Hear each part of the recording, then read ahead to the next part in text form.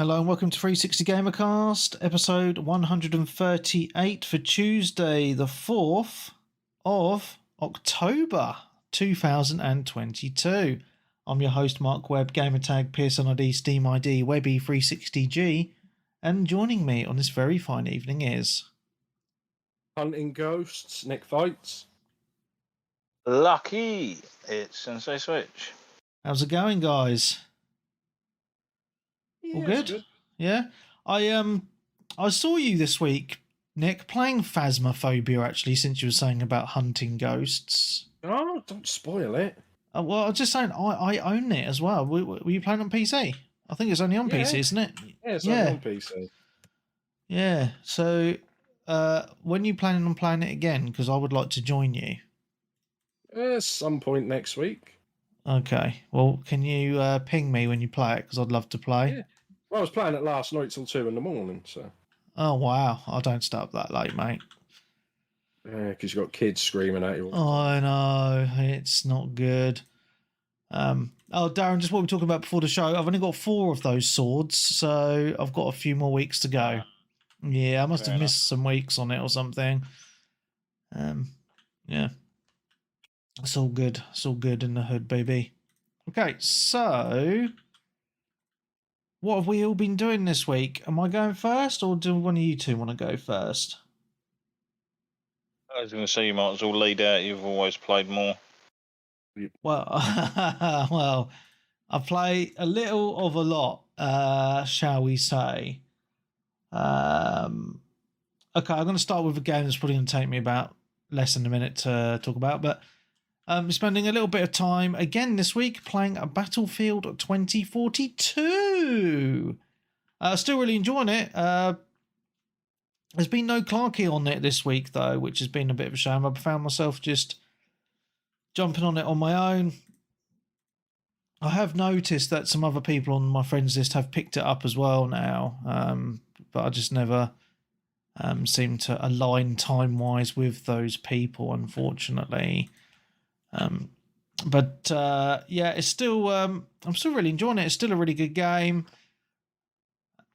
You know, and the fact that more people have picked it up is awesome. Now, I don't know how it's going to fare when the new Call of Duty comes out in popularity wise, but you know, people say, "Oh, the game must be dead," blah blah blah, and all that. But you know, I'm always into a game full of people straight away, so I don't think it's dead, which is really really good. So I'm really happy about that. But yeah, I can't really say anything else about it. I'm probably going to have to stop talking about it every week now because I don't know. I don't really have much else to say on it really because I can't really say anything new about it. You know, so. But if you do want to pick it up, I think it's still on sale, £10 on console, and ping me if you fancy a game. Easy peasy. That is Battlefield. Told you it wouldn't take me long to talk about it. Nick? Are we doing that? We're still going round like that, yeah? Yeah. Okay. It's the best way to go, mate. Yeah, lovely. Yeah, I was paying attention. I wasn't texting anyone. Yeah, so I've been getting on a lot. I mean, I've been off all this week, but I've only played 3 games. But wow! With a lot of one and some of the other. So I've been on Red Dead Redemption. The first one on 360, but wow, on Xbox old school. One X. Old school. I mean, it still looks really good. Because it got the 4K update and stuff like that. Yeah. And I've just got back from Mexico. So I was, well into the game, sort of, I think maybe 70% in, if that. Wow. But it's really holding up well. I mean, sometimes you go back to these older games, like sometimes we think, like San Andreas and Vice City look and play identically to, like GTA 5. And then you go back, like, when they did the remasters last year, even though they were a bit crap, and they HD'd them a little bit, they just don't. They're in our memories that they're really good, but they're not. But this one is actually really holding up well. That's good. Like the voice acting is still superb. I mean, that's up there. It's got to be up there with Red Dead 2. Just how they talk and things like that. And John Marston, he's a different type of character than Arthur Morgan. He's a lot more blunt and sarcastic and a bit more comedic as well. Yeah. But, he's just really good. And it's just nice working out, what happened in 2 to now. So far, there's 2 people who were in part of the gang in Red Dead 2, which one of them, Bill Williamson, so I got him and we killed him. And there's another one, but I couldn't remember his name, and they said it really quickly, and I thought maybe I should Google to find out who it is, but then I thought, they got him. But basically, which I actually forgot the whole, most of the game is the police have kidnapped John Marston's wife and his boy, and forcing him to go after all these ex-gang members, and I'm like, well, that's a bit strong for the old Bill, isn't it?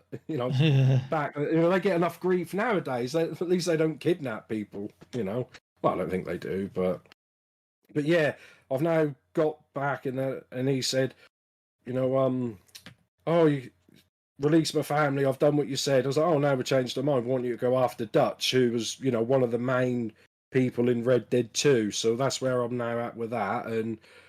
Yeah, it just plays really well, and I think the shooting might actually be a little bit better than 2. It's just a lot easier and pings a lot more. Reload each chamber separately and cock your gun round when you shoot. Yeah, that's what I'm saying. It's just a little bit more, overly complicated, even though it's realistic. Just it's still a video game, and also some things I forgot. There was the duels, where it's sort of like slow time, and then you draw and all that, and then the guns come up, and then you're pinning where you want to shoot him and stuff like that.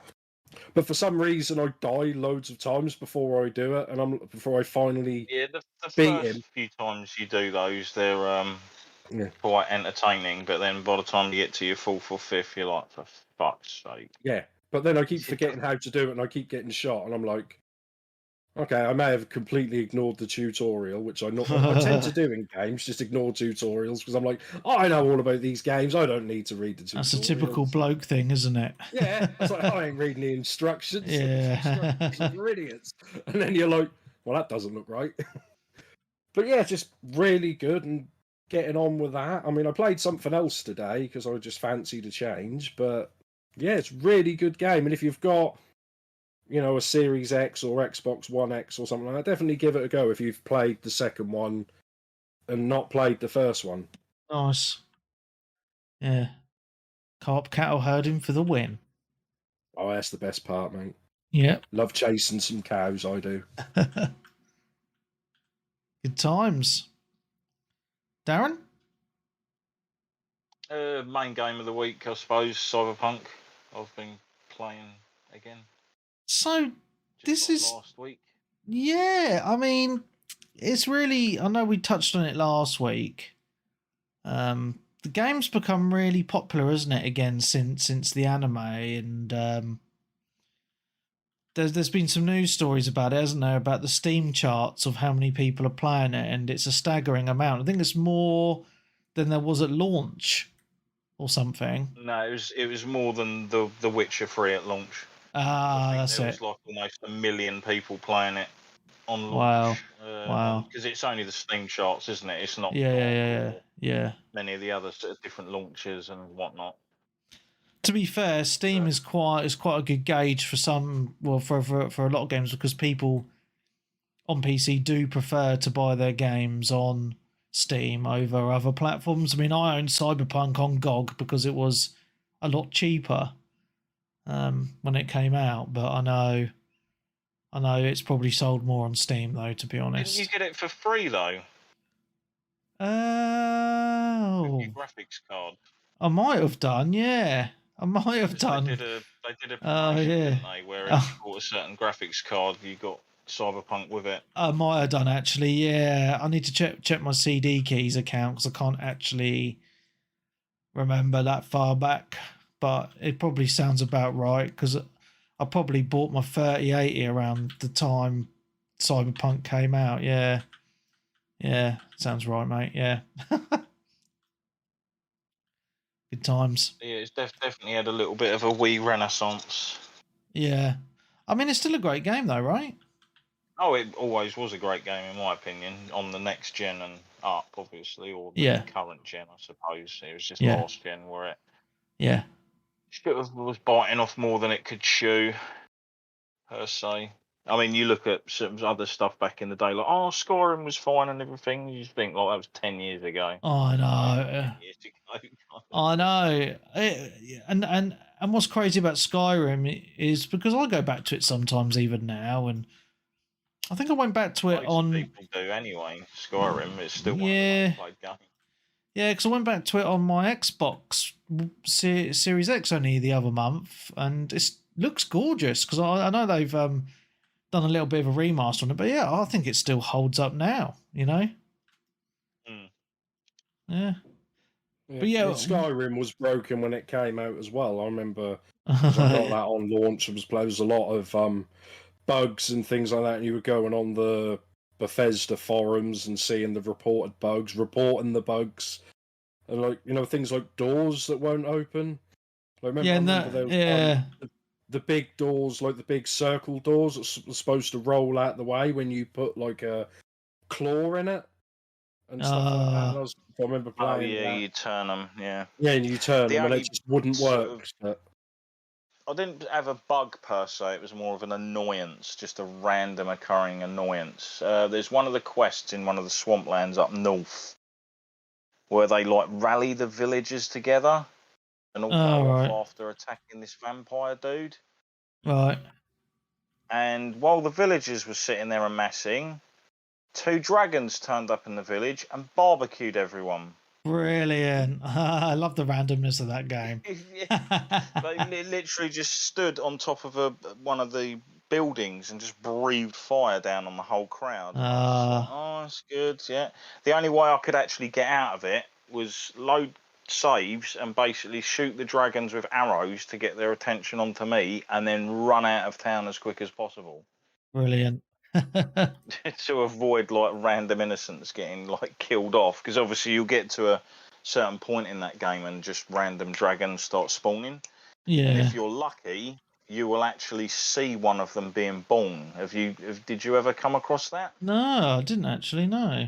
Where the guy's on the dragon back and you can hear the chanting, and then you see the skeleton of one sort of appearing, and then it all starts having flesh come over it. Oh no. It's cool. It is really cool. Like, it was just one of those, again, random things I came across once while I was running around the open world back in Deer.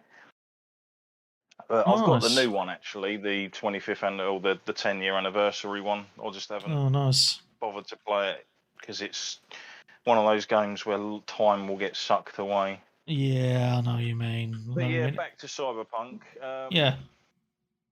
There was still a ton of stuff I still haven't done in the game. So I hadn't done the Pan Am quests, some of the other Johnny stuff. So I'm just sort of slowly going through those. I hadn't hit level cap. I think I was around about level 37 or 38. Oh, okay. And there was a load of gigs and side stuff I hadn't done because I was playing through the game and really enjoying it. I've put 130 something hours into it according to the time. Yeah. But I was trying to pace myself so that I wouldn't get too far ahead before like the next gen patches and that all started turning up. Right. And I'm kind of glad I didn't, because it means like there's a lot of people out there that have just started whole brand new playthroughs. Yeah. But I think for me that's like a hell of a lot of an ask, like when you think of how much time you put into it, and with sort of other games and things coming out soon as well. Yeah, I was going to ask if you started again or carried on, because I know quite a few people have started again and started off as a different character, like a different what's it called, backstory. So like the first hour is a little bit different, isn't it? Corpo, Street Kid, and yeah, because I remember. I mean, it seems like forever ago now. It's over what, two years? Yeah, because I did everything when it came out, absolutely everything. So if I wanted to play it again now, I'd have to start it again. And you know, I watched the anime and I really enjoyed it. I mean, I watched the first episode and I was a little bit like, I don't know, but then I watched and then Colin was saying, "Oh, it's really good." So all right, I'll watch a few more episodes, and I started to really get into it. And they do a really good job in the anime of it's all set in the same city and all that, and it's just very music as well. Yeah. It is very connected and nostalgic in that way. Yeah. And a little bit of me was like, oh yeah, I really want to play the game again. But then I thought, I've already rented it and I'll get, and then I'll end up starting to play and then I'll be like, oh, I've done all this before. Why the fuck am I doing it again? So I'm bothered. But wait for the expansion to come out next year. Yeah, that'd be good. I think you should play the game first and then watch the anime, or anime then the game. I don't think it really matters. No, it doesn't really matter. Yeah. The only thing you'll notice a few familiar sites pop up. If you played the game beforehand. Yeah, like the big fish. That's always in the anime, isn't it? That floating fish thing. Yeah, and a couple of characters make sort of like cameo appearances for like brief seconds. I don't even have any spoken dialogue, but and locations, etc. Yeah. But yeah, it's just really weird that the game's made that sort of resurgence. Considering the release it had, where it got pulled off the PlayStation Store, gave people refunds, and all the negativity in the press regarding the game as well. It's had a little bit of a rekindling. Yeah. But it's just the state of modern gaming. Unfortunately, you look at No Man's Sky, that's now hailed as one of the best comebacks of all time. Like people now say it's an absolutely fantastic game. Yeah. That's it, fair play for them, for the devs to have never given up and just kept plugging away. Yeah. Because as a developer, you must have been like, no, we had a vision for this. It's not over yet. We can sort this out. We can work on it. Yeah, I mean, if it was EA, if it was EA, they would have just been like, yeah, right, we'll move on to the next game now. We made our money. Well, that's it. Has it actually been good for? It's Hello Games, isn't it? Yeah, that's it. Yeah. Because they must have sold extra copies, but probably not as many copies as if they were to have worked on a brand new title. Yeah. Yeah, so it's interesting, isn't it? To see them carry on if it's like a labour of love. And basically, like to finish off the vision they had for the game. Yeah. Initially. Definitely.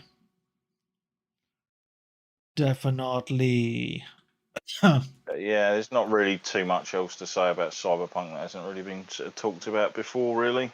Yeah, I mean, the thing is, right? I mean, the thing that frustrated me from what I remember when it came out was, everyone was bad mouthing it, saying how shit it was, and I had a really good experience with the game. Yeah, I had a few little bugs every now and again, but nothing game breaking. So for me, it was actually quite a shock. All the negativity surrounding it. To be honest, I thought it was a really good, just a good game. So I'm glad that it's now in a decent state on console. I just think that they should have just not bothered releasing it on the last gen systems. I think it was promises made, though, wasn't it? That's I know. The thing. I think they'd have probably got even more shit for not putting it out. Basically said, look, it's not good enough to put out. I think they'd have probably had just as much vitriol. Yeah, but the problem is because they released it in that state, I think that, that's such bad press. You know what I mean? This is the interesting thing. I believe 1.6, which was the last update, was the final update for last gen consoles. Right, okay.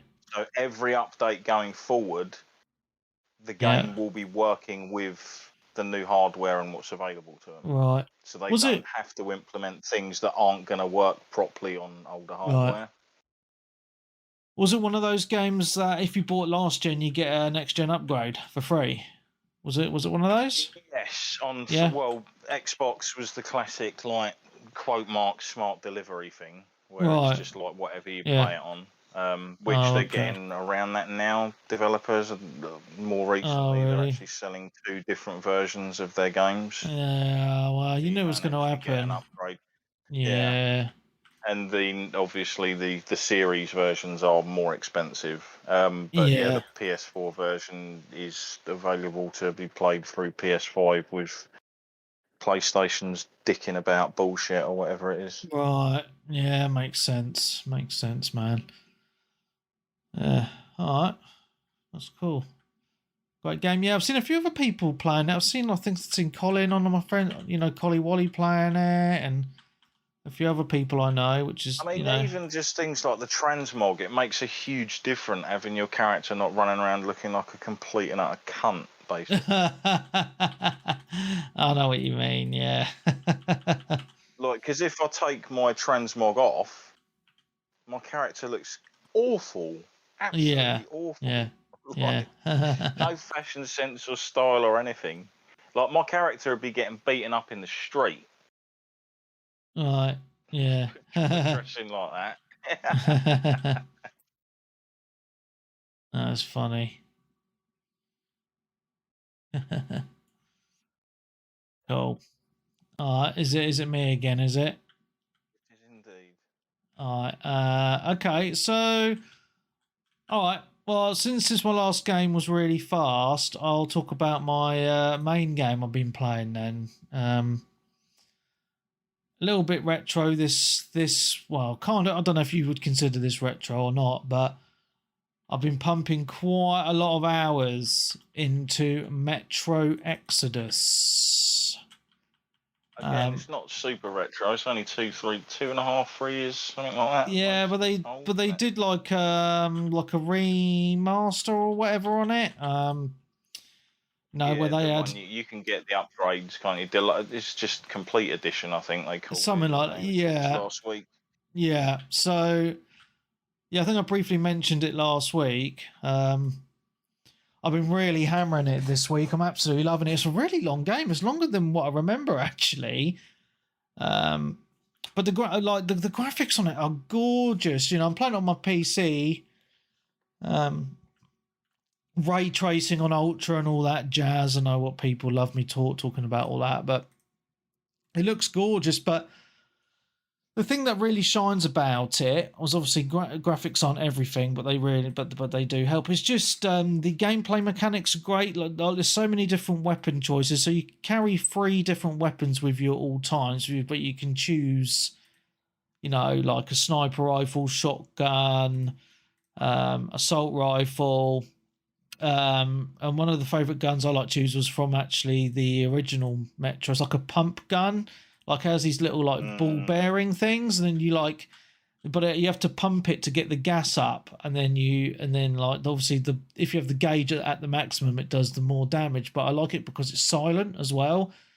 And you can upgrade all your weapons, throughout the game, and you have a little backpack. So if you run out of the little ball bearings, you can get your backpack out and create more of them. Those sort of systems are really, really good. But what really shines with Metro Exodus is just mainly just the story. Really, it's really well done. And so basically, if you've played the first 2 Metros, obviously they're all set in the Metro system. Whereas in the third one, it's you.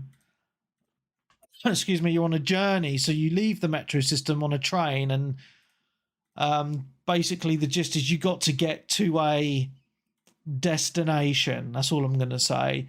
But it's what happens along the way, and the things don't go to plan, and the way the story has a lot of surprises along the way, and but what I really like about it is just the way it's told, and with the characters, because the characters are very well realized. They have really good stories. They've got really good voice acting, and that's really well done. But the thing that I like about it the most, though, is it's kind of a semi-open world game. So it's not proper open world. It's basically you're on the train and you get to an area, and that area is, an open world area, and you can go and do your mission and all that. Horrible.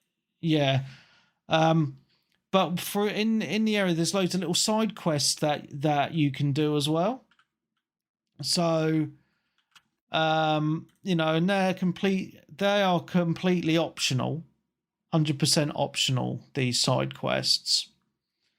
But if you do them, they are, because there's multiple endings to Metro, and I think it's done like on a light system, so you do like good deeds and things like that. So, as an example, in the first open world area, there's a mission to find this little girl's teddy bear. So you can, and it's well out of your way to go and do it. But if you do it, you give her the teddy bear and like a little light flash, like the whole like screen flashes like white, makes a little noise. So it's like doing these kind of good deeds, it benefits the end of the game. But also what I like about it with these open world areas is they're all completely different. You have like a desert area, you have like a green area, like a forest area, wastelandy desert area, and so forth. And it's just gorgeous. The areas are quite big. You got different. You can get on later on. You can get vehicles. And it's just there's so many things to find like that add to the story as well. And I absolutely love the Metro games. I mean, I've completed the first 2 3 times each, and this is my second playthrough on Exodus. I just absolutely love these games, and I think one of the reasons why the story is so good is they're all based on books, and we all know that the best movies are usually based on books as well, right? So, and they are bestsellers. They're Russian books, so they're best-selling Russian novels. I think they've been translated to English, but I've never bought them personally. But yeah, every single character is very well realized. The backstory is very well realized, especially if you played the original 2 games. It all carries on, and it's just such a great game. It's one of my favorite game series. It really, really is. And this one is just, it really steps it up compared to the other 2, because the first 2 were very linear. You did go above ground. You have to wear your gas mask and all that, but on this one, the story kind of moves on. I don't want to spoil it for those people that haven't played it. But you can pick this up for probably around £15 now as well, can't you? Dirt cheap. I mean, I got this on. I bought this on Xbox, on the Xbox app on PC. Ages ago, but it was about 5 or 10 quid. For the out, like with all the DLC, and I'd never played the DLC, so I thought it was a bargain because it was on Game Pass for a very short while. But so I didn't. How does the DLC work? Is it integrated into the main game? Is it extra places for you to explore when you're on the train, or is it just selected from the main menu? Yeah, so I haven't actually played the DLC yet because I'm waiting to finish the main campaign first, and it does say you don't need to, but it contains spoilers for the main story, so it's worth doing the main game first. But you select the DLCs from the main menu. All right. Yeah. So I don't know how they work. I've not seen anything on them or anything because I want to leave it as a surprise. So yeah, man. But I have heard that they're really good, the DLCs. So because they're extra story content, and I don't think you play as the main character. You play as other characters in the DLCs. So it'd be really interesting. I mean, I've only sort of played the first opening couple of hours, but I know when you're on the train, you're with a group of other people. So yeah, that's correct, and you pick up other people along the way as well. So yeah, I love it because each area you visit on the train, there's people there, and they all have different ways of life, and it's really interesting how your characters on the train will talk about it and deal with it and stuff like that. I'm trying not to give spoilers for people that haven't played it, but it's just really, really interesting because it, for those of you that haven't played the Metro games, they're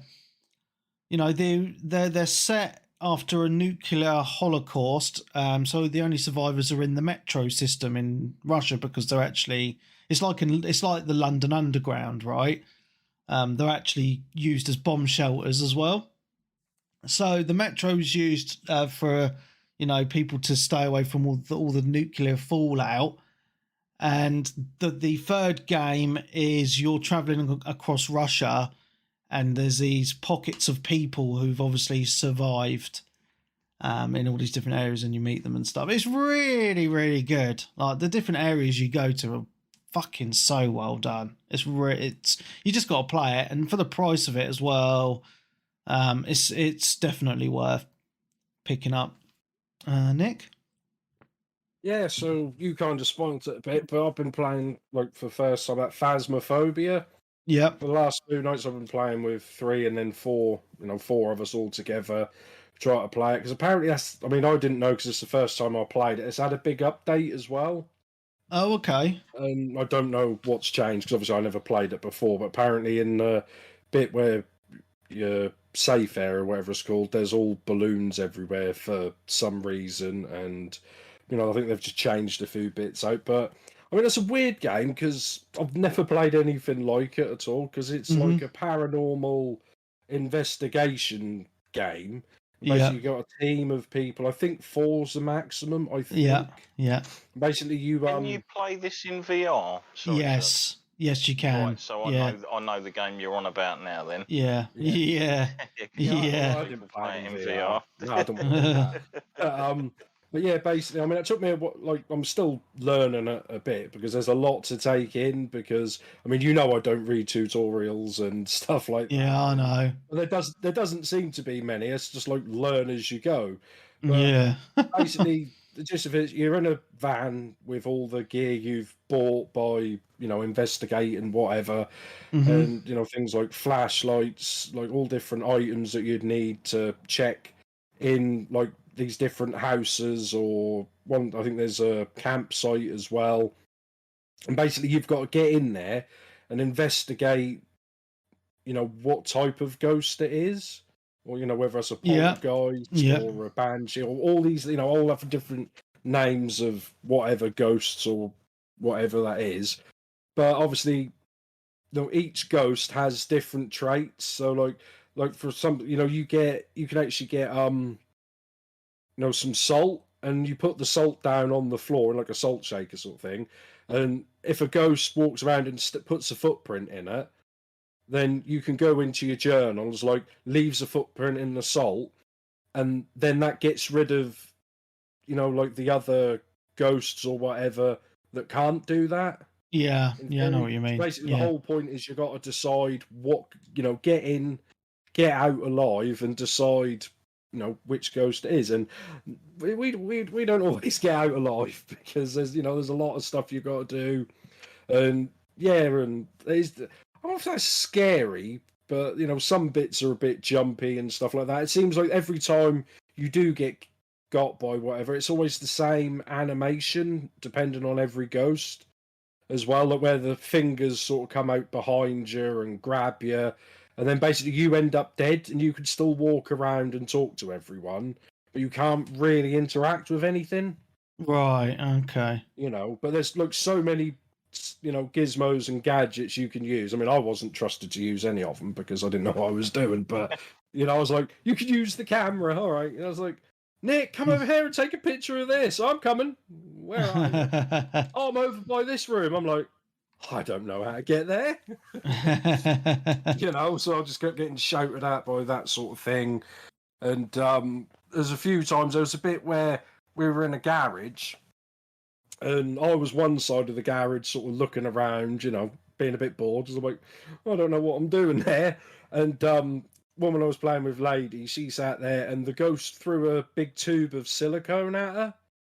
And she was like, And she's like, I went, oh, she went, why'd you throw that at me for? I went, I didn't throw it at you. I said, it's a ghost. She's like, don't give me that crap. That was you. I'm like, oh, great. I'm getting in trouble now. So, but yeah, it's just fun. Like I said, it's another one of these games with people. It's just fun. And there's so many games out there that are just copies or I don't say rip-offs, but some of them are rip-offs of other games. There's so many battle royale games, first-person shooters. They're all the same, but there's this is a really unique game. I don't, there isn't anything else like it, and it's just a fun game. And I'm gonna have to check some YouTube guides to work out what everything is. So maybe I could be a bit useful, but because normally I just walk around, take pictures, and then if I die, then I've stopped someone else from dying usually. But the whole point is at the end you have to go in your journal and pick what ghost you think it is by investigating, and then get back in the van, and then you click there's like a keypad in there, and you click that, and the door's shut, and off you go. And if you get it right, then you get like more rewards and money and levels up and things like that.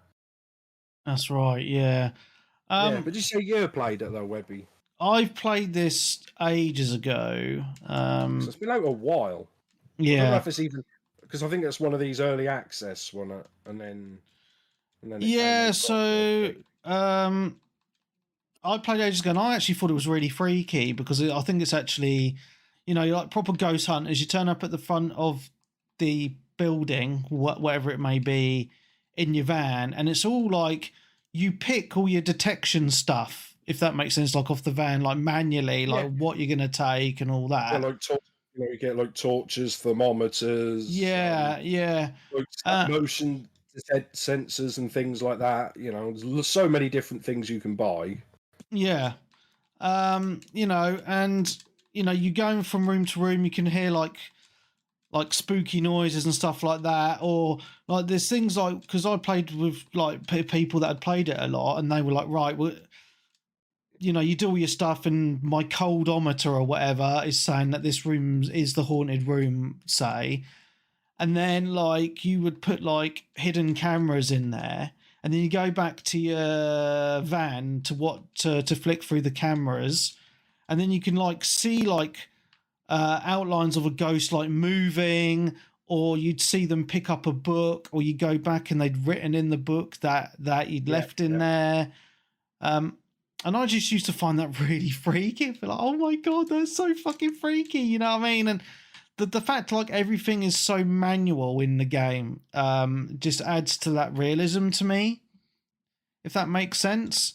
Yeah. I mean, the graphics are horrendous, really. I mean, they're really bad. But like I said, for me, like some of the sound, like obviously you've got to wear headphones for this. There's no, you have to. And sometimes you'll hear a ghost or something, or it'll be banging on the door, and like, they'll talk to you, like whisper in your ear. Yeah. Who said that?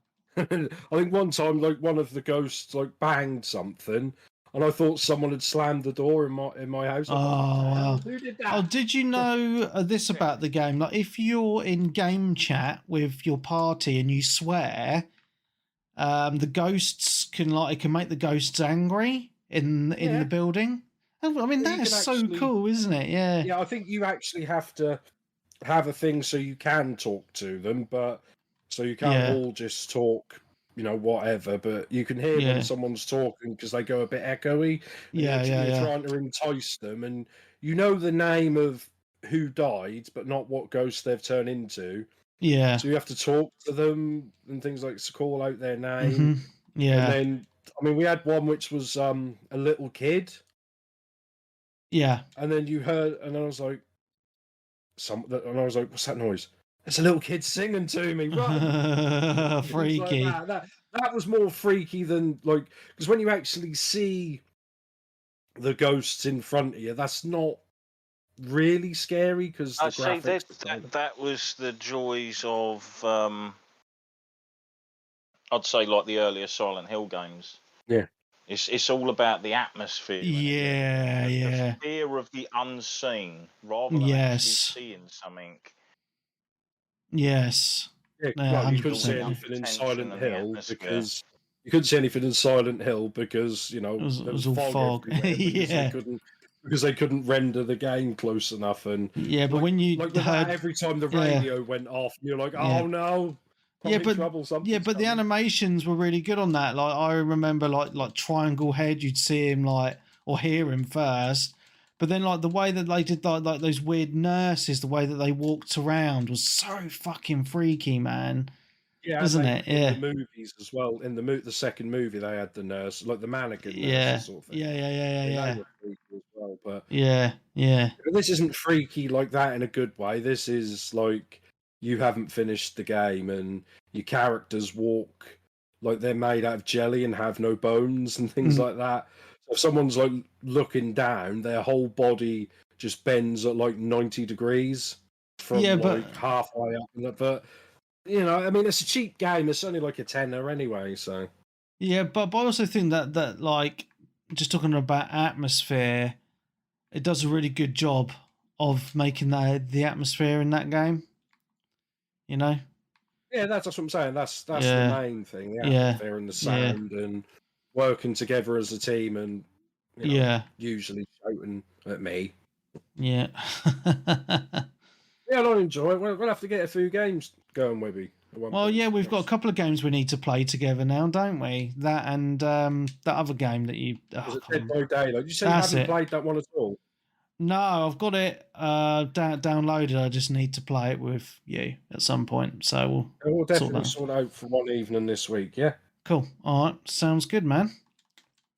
Lovely. So yeah, finished with that game. Well, I'm going to play it again, but finished talking about it. Sweet. Back to Darren again then. Yeah, I suppose I will mention I have been playing the demo for More demos, eh? the new Star Ocean. I can't remember the surname or the title of it All right.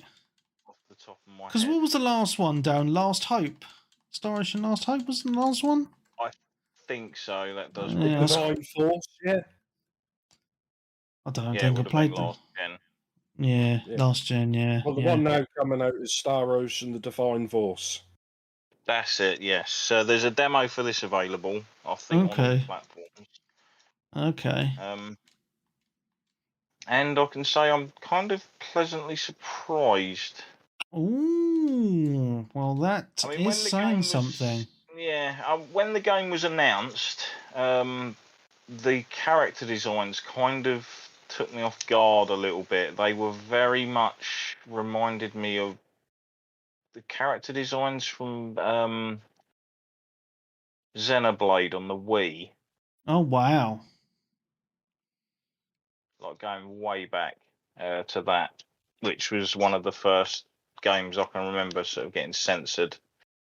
The Western version of the game was altered from the Japanese version to remove certain things. Oh, okay. So how was it then? Yeah, it's pretty cool. The demo, I've been playing it for about an hour and a half so far. Obviously saved it. You can go back to it. Yeah. I believe. I don't know how big the actual demo is, but it starts off. You get a cutscene. You choose at the start which character you want to play as, but you can only play as obviously one character in the demo. And I didn't Oh. realise you could actually change your main character in the game. Oh. Whether or not that tells a story from a different side at the beginning until those characters meet or something, I don't know how different it is regardless, because as you increase your party members as you're going through the game, you can switch between them in combat anyway. Oh, okay. And run around with them as your main character or whatnot, depending on who the party lead is. Oh, okay. So yeah, the game's sort of open world in the small sort of zones. Okay. Similar to obviously other games. You can jump about, not particularly well, and you come into sort of obviously the combat with certain enemies. So you go up, attack an enemy, and it will sort of change into a combat sort of stance, and then you're given a set amount of action points that you can spend on doing sort of combo moves All right. for your character. And you've got dodge as well in there, and you've got like the precision dodge at the last minute, and things slow down a little bit, kind of thing. Yeah. Okay. The usual leveling up. You'll level up your characters by going into sort of like the skill trees and choosing which sort of thing you want to spend your SP points into, which is what you'll get after leveling up. Mm-hmm. Went through it a fair bit. Got to like the first, I suppose, proper boss, and then it chucks another mechanic at you where you have like this robot sort of thing that's with your characters, which you can then use to boost yourself, like almost like fire you through the air. All right. You can use it in combat to levitate your character up and then aim at certain enemies and like activate it again, and you'll do like a diving dash into that enemy. But for Okay. bosses, you can pinpoint different parts of the boss to attack. So if it's rather large, you can attack the legs, the hands, or the head, Right. doing different damage. And depending on what areas you deal damage to at the end of the fight, you might get certain materials off certain enemies by damaging certain parts or by taking out certain parts before it's defeated. What's the battle system like on this? Reasonably okay. It got better as it went on. Very early on, I only had like a handful of like action points to use, so it was kind of like attack, attack, attack. Can't do Right. anything. Can't do anything. Can't do anything. Can't do anything. Attack, attack. Can't do anything. Dodge, sort of a thing. Mm-hmm. Dodging about. So it's not turn-based then, it's kind of action No, it's kind of. sort of like action battle with combat points, but you can learn new moves. There's new moves in the skill trees for the Right. characters as well, Okay. and things like that. And after watching the latest trailer, it seems like you're going to have quite a plethora of characters to have in your team or have in your group, which possibly can and can't be swapped out at whim. Because Right. when you've got your group running around, you can push right and it's got backup, and like obviously that'd be where your other teammates were. Right. Okay. But yeah, you're looking at least 8+ characters Oh, maybe that okay. you can run around with and play as. And I got used to the character designs and they kind of suit the style of the game, What's the I'd graphics say. like And then? Is it like a cartoony art style or is it like kind of kind of a semi-realistic? mix between. It looks like last gen, like a typical JRPG from last gen, but Right. slightly more polished. Like the graphics aren't amazing or anything, but they kind of Right. do the job. Yeah. Oh, I know what you mean. Yeah. Okay. It's not too bad then. And I'm kind of glad I played this demo because it was one of the ones where I was on the fence about it, thinking I'll probably pick this up a bit later on down the line. Mm-hmm. But now I'll probably just grab it when it comes out. The Oh, fair music's enough. pretty Yeah. cool as well, Okay. as they are with a lot of Square games, as you know. And so what's the release date on it? Do you know? 27th of October, I believe. Oh, bloody! Oh, that's not that far away then, is it? No.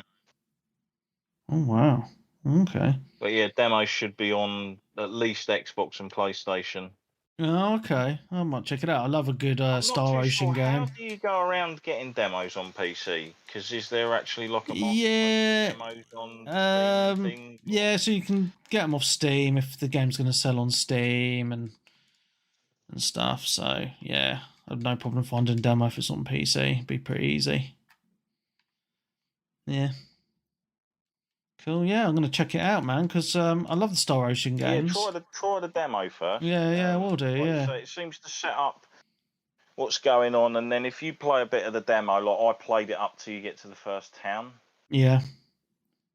And then I watched the sort of trailer, and it looks like the story's going to go quite into some sort of like galactic interstellar battle sort of thing going on. Oh, nice. That sounds This good. is a game to apparently mark the 25th anniversary of the series as well. So Oh, wow. I imagine they're going to probably be pouring quite a bit into it, like narratively. Yeah. Oh, wow. Awesome, man. Cool. Is it back to me again? Is it? Yes, indeed. Cool. Okay, so the other game that I've been playing quite a bit is No Kuni, Wrath of the White Witch Remastered. I know I briefly mentioned this last week as one of my favourite RPGs on the PlayStation 3. Obviously, the remastered version came out a little while ago, but it just hit Game Pass. First time it's come to an Xbox system. So I've been happily playing it on my Xbox downstairs, but I'm only allowed to play it when Marcus is watching, because Marcus is like, "Daddy, I want to watch you play Ni no Kuni. Don't play it without me." So I've been doing that, even though I've broken my promise and I'm playing it right now. But that's literally just Need to know. Just no, don't do any story stuff. No, I'm not doing any sort. I'm literally that's all I'm doing is I'm leveling. So because like this one thing I forgot about the game, it's fucking hard.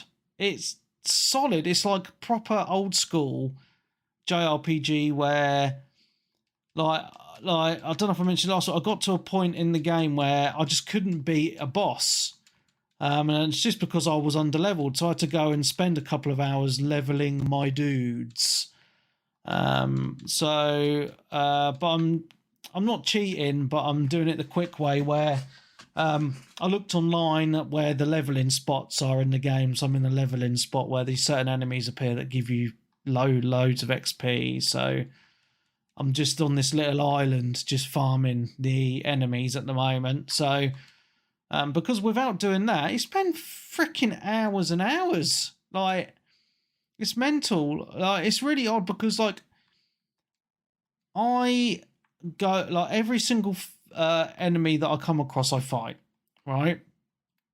So it's not like, I'm not fighting enemies to level up. But, like, in this game, you have to actually go out of your way to fight, like just to find more enemies to fight, just to level up, and it's just frustrating. So I've gone online and I found out there's some leveling spots, and I'm just going around just doing that now because otherwise I'd spend forever, and then my boy is just going to be really bored just watching me attempt to level up for ages. So can you remember what boss you got stuck on?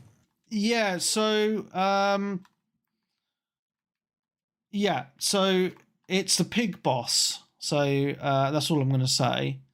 The pig boss in the pig area. So basically, it's like a classic JRPG where you get to a point in the game where you set sail around the world. So you get a ship, and then you go to the other continents to carry on the story. Like as soon as you get the ship, the difficulty just ramps up massively. So I'm following the story. I get to this area. There's a boss that I have to do for the story, and I just can't beat him. So then I'm like, right, I need to go and level up. And I was looking at this guide, like the IGN guide, and they were like, yeah, you need to be at least level 30 to fight this boss, and I was level 20. I was like, oh. Yeah, so I remember I played this on PS3 years ago, and I did enjoy it for about 4 or 5 hours. But like same as you, I got stuck on a boss, and I can't remember which boss it was, but I remember that was in a garage, and one of the people turned into something, and it was like poisoning me. But the problem was, which is my own fault, sort of, I didn't make multiple saves, so I saved locked myself just before that boss, and it wouldn't let me go back or anywhere to level up. And when I looked online, I'm like, yeah, I'm so underleveled for this because I think I took a wrong turn because I was level like 8 or 9. And when I'm looking online, they were like 30 and 40. So I'm like, ew. Wow, yeah. Because when I got yeah. into this place, I ran past like the enemies, and I just ran away from them all the time, and I only just Yeah. got in there by the skin of my teeth. So I'm like, yeah, maybe I wasn't supposed to go to that area of the game yet, but yeah. And then I just thought, well, I can't start the whole thing again, so I just thought, nah. Yeah. By then, I think I got a Xbox One, so I didn't play on my PS3 as much anymore. Yeah. Makes So it was quite sense. late. It came out quite late, didn't it? Yeah, it did, yeah. It was like Yeah. 2012, maybe? That really come out around there? I can't remember, mate, to be honest. It's the years go by. I've still got my collector's edition of the PS3 version with the big book, the big spell book and all that. Bloody awesome it is. Mr. Drippy's got a date That's on his even bum. more. December the 9th, 2010. Fucking hell, really? Right, I don't know. I've No. got 2013 on the back of. Oh no, on the that's a bottom of different. Mr. That's Drippy's bum. I was going to say. I think that's the TV thing. Yeah, it was 2013. It was like one of the TV shows in Japan. Wow, that's amazing. That's still incredible that it's almost 10 years old. Oh, I know. I mean, it looks gorgeous. Yeah, I mean, I remember you saying this when you were on the original 360. It might have been Mojo by then. It came out in November 2011. It didn't come out until January 2013 over here. that might be why. Yeah, I mean, like a year and a half nearly to localize it, which I mean, that always used to happen with Final Fantasy games, didn't it? But now, could you imagine if they brought? Yeah, but can you imagine if they did that today, like with a big game? Love it. Yeah, I know you would, but because you like the Japanese games, then you like the Japanese anyway. But just like the uproar. I mean, I remember Twitter and Facebook years ago going mental because America used to release the games on a Tuesday, and we'd have to wait till the Friday. And I used to see people online have like absolute entitled meltdowns because they had to wait 3 days for the game. Imagine if they had to wait like a year and a half. Oh, brilliant. The good old days. Yeah. When you'd even have consoles 2 years before they released it anywhere else. Yeah. Crazy, absolutely crazy. But yeah, I mean, it looks gorgeous. I mean, I know they say they've remastered it, but like it's got that, because it's that original cartoony art style. I don't really think they've had to do much at all. It's actually just the resolution, I imagine. Yeah, because the art style's done by Studio Ghibli. And it's got some sweet cutscenes and all their original cartoon art as well. But the actual game just looks absolutely stunning. And the music is just it's so good. But yeah, I'm loving it. As I say, it's just it's a proper traditional JRPG though, because all the battle system is turn based, which I absolutely love. But it's like Pokemon on steroids, because you go around and collect all these animals called familiars, and then you train them up. You make them more powerful, and they fight for you. It's like cockfighting. Yeah. So, and I think there's about 300 or something like that to get. So yeah, it's very much like Pokemon, but it's better than Pokemon. So I do think Nick needs to give this another go. For sure. Well, I do have it on PS4, and then I bought it on Switch. Oh wow!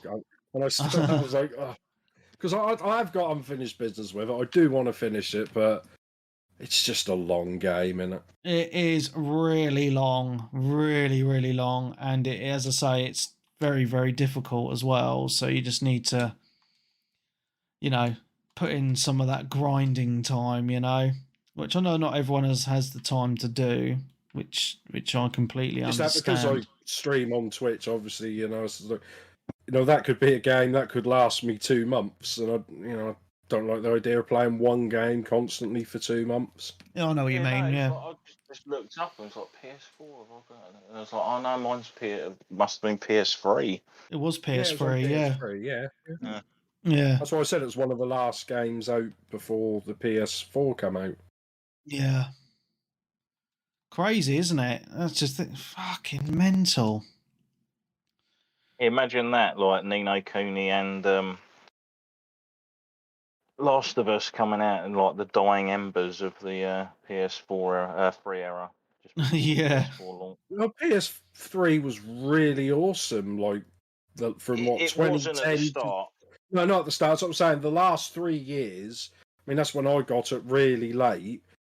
That absolute. I mean, technically, it kind of leveled with 360 on console sales. I think by the end Yeah, of it it, did maybe it, plateau. Yeah, level yeah, out. sort of thing. But the last 3 years, I mean, you had like what Uncharted 2 and 3. Obviously, The Last of Us, Ni no Kuni. You also had was it Beyond Two Souls? I think came out in 2013 as well. So had a really good last few years. I mean, you know, did really well. I mean, they turned that console around really well for how well, I say overpriced, compared to everything else. It was still, however much it was, still cheap, the cheapest Blu-ray player you could buy, but people just didn't have the money, did they? Yeah, but the thing is though, like the end of a console era, like last few years of a console is usually its best. Yeah, That's definitely. when Once they work out how to get the best out of the power of the machine. yeah. So I mean, I'm not surprised. To be fair, I mean, it's when they've got the most of the machine. Games take a long time to make these days, and yeah, it's just the standard, isn't it now? Yeah, man, it's all good in the hood. But yeah, Ni no Kuni is such a great RPG. Even Collie Wally enjoyed it. And he's not really into the Japanesey stuff, so it's saying something. To be We honest. infected him, didn't we? Ni no Kuni, Persona. Oh yeah. Didn't even give Nier a go.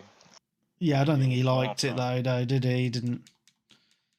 Yeah, he didn't enjoy it. Yeah, but I think people should give this a go for sure. It's definitely one of the better games in the world, I would say. It's on Game Pass, baby. I mean, that's so cool. In fact, it's on Game Pass. It's bloody awesome. Yeah. Something for your kids to play safely. Yeah. Yeah. I mean, my kids just love watching me play. I think just because of the art style, and then like when we capture one of the familiars, they like to name them. So yeah, just something pretty cool. The only problem is I have to, because they can't read yet. I have to read all the text, and it just takes so fucking long because it's quite a text heavy game. Because I'm usually quite a fast just reader. And I'm just like having to literally slow it down and read everything. So for fuck's sake. Are you doing funny accents for them as well? I try to, but I'm no good at accents, to be honest. Oh, come on. Yeah. I thought you did a really good Mr. Drippy accent. No, I can't, no. You're doing it great right now, Mark. No, yeah, thanks, you fucker. Yeah. So that's Ni no Kuni, everybody. Back to you, Nick. Yeah, back to me, and this is the last game I've actually played, because some of those games are quite long, which I played today because I just fancied playing it. So I don't know why. I just thought I'm going to play this today. It was Kingdom Hearts 2.5 something. I don't know what we're up to. Oh yeah. Yeah, there's about 4 different versions, but I've got the I'm playing the PS4 version, which comes with 1.5 as well. Oh, I think there's another, because there's two. I think there's like a 2.8 something and also a 2.9 something, which I don't know.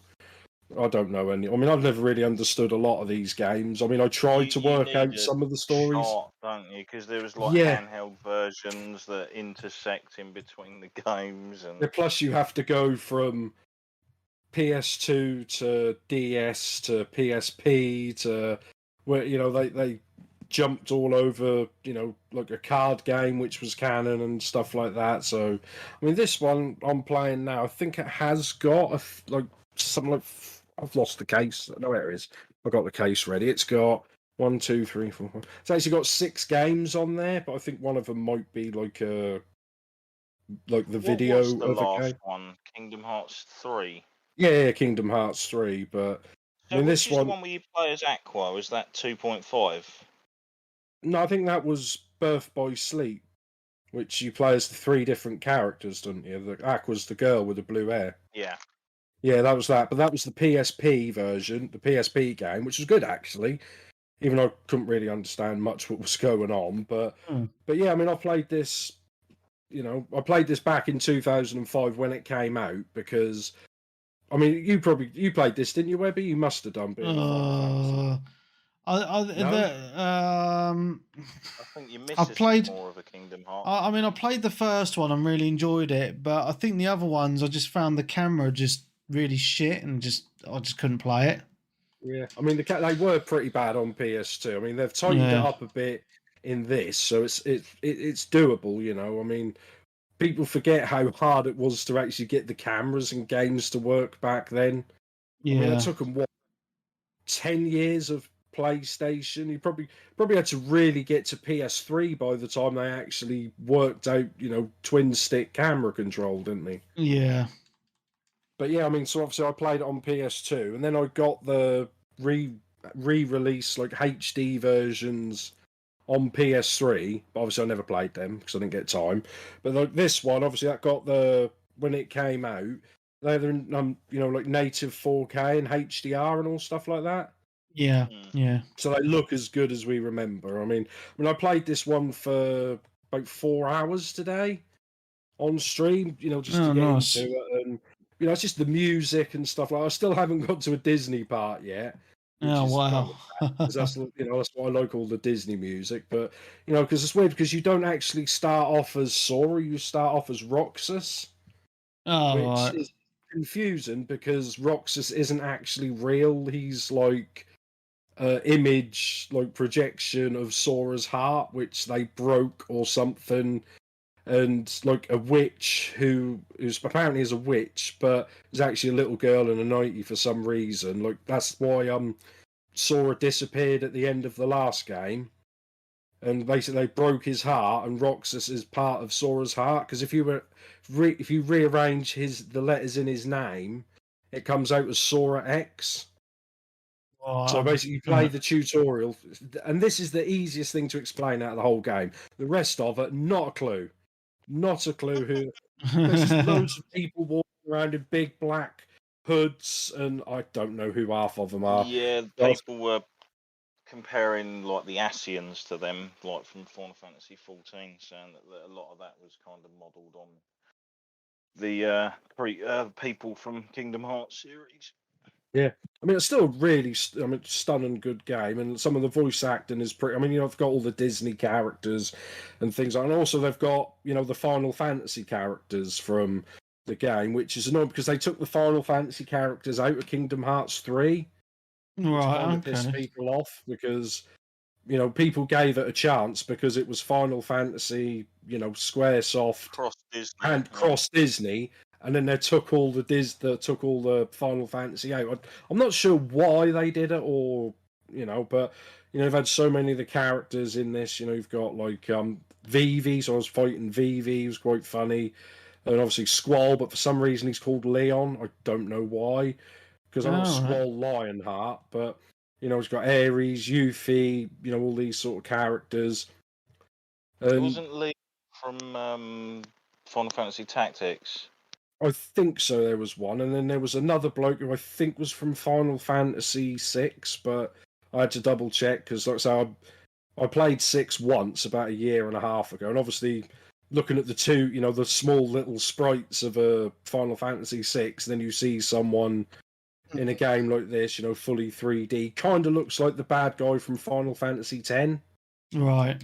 With the big blue pointy hair and his shirt out and all tattoos and all that crap, But yeah, it's just a good game. It's a good game, and you can pick them up so cheap now. And I just don't know why. I just fancied playing it because, I haven't played this. I always thought the second one was my favourite years ago, and because I played the first one again on stream like last year at some point, and I don't like to get stuck playing the same game and then the next one over and over again, because especially long games. But yeah, it's just really good. It plays well enough that the graphics are great.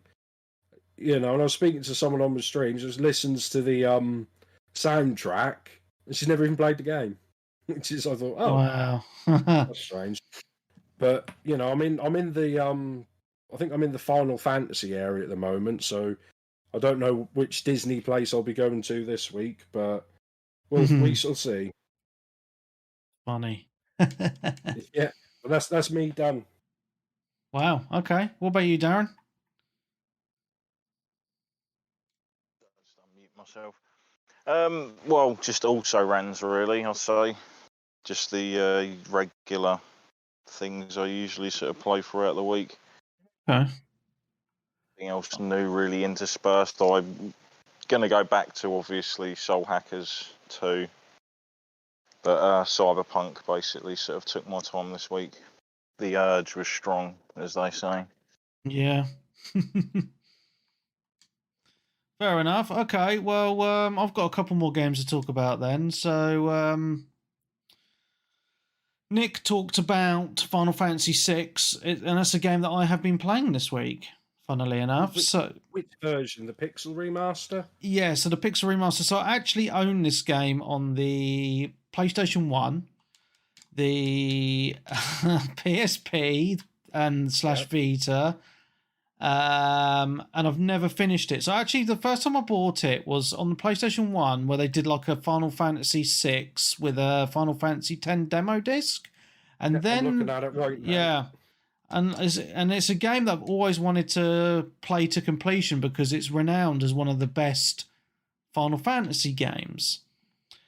But I just never got round to ever finishing it. I never even got to the second part of the game where it like does an overworld thing, like it goes into like Dark World or whatever the fuck. So I'm pumping some hours into this. I do admit though that I am using a walkthrough because I'm a lazy ass and I just want to.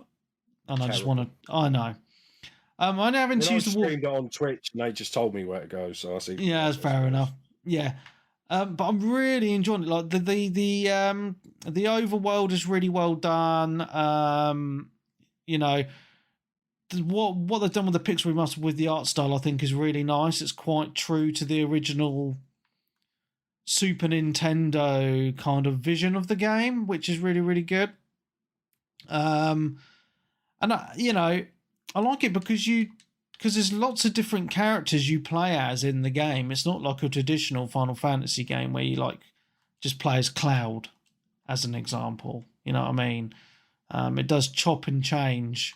But what I have noticed whilst playing Final Fantasy VI is a lot of previous Final Fantasy games have borrowed quite heavily from Final Fantasy VI. So, when you played Final Fantasy VII, do you remember Fort Condor, that mini game where the soldiers going up the Fort Condor, and then you had to like put your men down in certain areas to block them off from getting to the end, and then you fight. Do you remember that or not? Yeah, I remember that, but then I don't know what you're talking about because I was not this January, but January before was when I played 6 for the first time. Yeah, so there's a section in this with the little Moogles, which is very similar to just where the Fort Condor is. And I've noticed as well with the music and a lot of the enemy characters in Final Fantasy VI, they're in Final Fantasy 14. A hell of a lot of them, which is like really like I wasn't expecting that. So yeah, it's quite. I just think that's just quite interesting, really that they've done that. But I like it because within the game, you like there is a lot of playable characters. They have their own special abilities and all that. But the story in places diverts off. So one group of characters goes off to do one thing in the world, and another group goes off to do something else. And the stories. But you play all the stories with all the characters, but it kind of like it just does it in a really good storytelling way, which I really, really like. And the music, I mean, for a 16-bit game, the music is absolutely phenomenal. It is gorgeous. It really, really is. So yeah, I think this is definitely one of those games I'm gonna play to the end, 100%, because it's just so fucking good, and the fact that they've actually done a little pixel remaster of it is just a really cool idea. I mean, I think as I say, the original SNES art style looks nice anyway, but the fact that they've done this, it's just given me an incentive to actually properly play it now. But what they did is they released a bundle of the pixel remasters, Final Fantasies 1 to 6. So I don't know if you guys actually remember, but earlier on in the year I actually completed Final Fantasy 1, which I really enjoyed. And what was really interesting about that is it's actually pretty much this. You know, they released that Final Fantasy Stranger of Paradise, which I never finished and I need to get back to actually. Yeah. It's actually pretty much the story of Final Fantasy 1. It's just that. It's fun. It's like just Final Fantasy 1 but kind of remade. Which I think is quite cool. It's actually a pretty good game. I think it got unfairly reviewed, to be honest, because it's actually quite a fun game. So I'm actually going to go back to that at some point. But yeah, Final Fantasy 6 is awesome. The new DLC for Stranger of Paradise is supposed to be a lot better than the last one. Oh, I didn't even know they had any DLCs. Yeah, well, the first DLC that came out for it, I think a lot of people are upset because it's only accessible on the highest difficulty. Oh. Okay. That's interesting. Yeah, but so yeah. Okay, yeah, but yeah, Final Fantasy VI is awesome, and I'm absolutely loving the story and the music and just everything about it is just awesome. So, yeah, really enjoying that. I've been playing a little bit more of Arcade Paradise. It's quite nice. One of our listeners reached out to me, Dodo, because I've been talking about Arcade Paradise. He picked it up and he's actually 1000 G'd it, which is amazing because I've not even done that yet. So he's pumped in a hell of a lot of time into it, and and just said he appreciates the the review on it and stuff, and agrees that it's a fantastic game. So get on that. Obviously, Formula One was back this weekend, so I've been playing quite a bit of F1 Manager. Now they've actually done an update to F1 Manager. To make it a little bit more realistic in regards to tyre wear in the game. So basically, within the game, you can you tell your drivers how hard to drive. So the harder they drive is obviously more tyre wear. Now, what you could do before was just have them on the hardest for pretty much most of the time, and the tyre wear would be negligible. Now, however, you really have to manage your driver's tyres. You can't just set them to go full beans the whole time because their tyres will just get absolutely fucked. So, yeah, really enjoying it. I did a couple of races on it today, actually, because the race in Singapore was delayed because of the weather. So I just thought I'll just play some F1 Manager while I wait. And, yeah, man, fucking loving it. Graphics are great. The options are great, and it's just a fun game if you're a fan of F1. So, cool times. I'm just going to move on then. I've been playing this week as well in the evenings. The last couple of evenings with my mate Dave. PUBG. Now, PUBG, and I know this is quite an old game now, but it's still, in my opinion, the best battle royale game available. Obviously, it's not very good on console, but on PC it is. I still think it's the pinnacle. And the reason for that is it's really fucking hard. So, in regards to it's quite realistic in a way with it doesn't take a lot to kill you.